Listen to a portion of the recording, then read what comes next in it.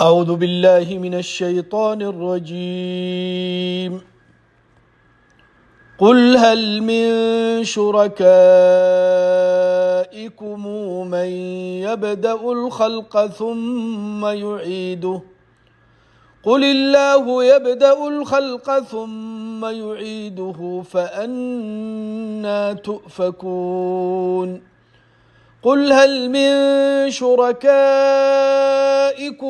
من يهدي إلى الحق قل الله يهدي للحق أفمن يهدي إلى الحق أحق أن يتبع أم من لا يهدي إلا أن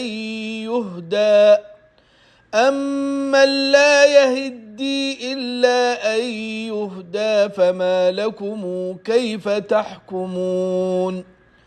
وما يتبع أكثرهم إلا ظنا إن الظن لا يغني من الحق شيئا إن الله عليم بما يفعلون.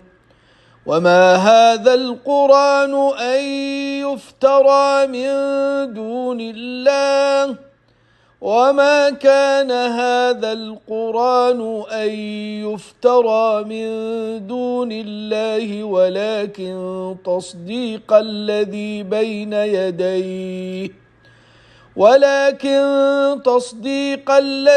بين يديه وتفصيل الكتاب لا ريب فيه من رب العالمين. أم يقولون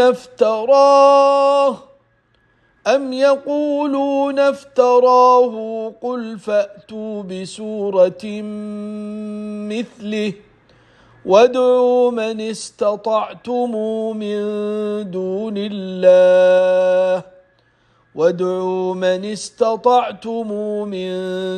الله إن كنتم صادقين.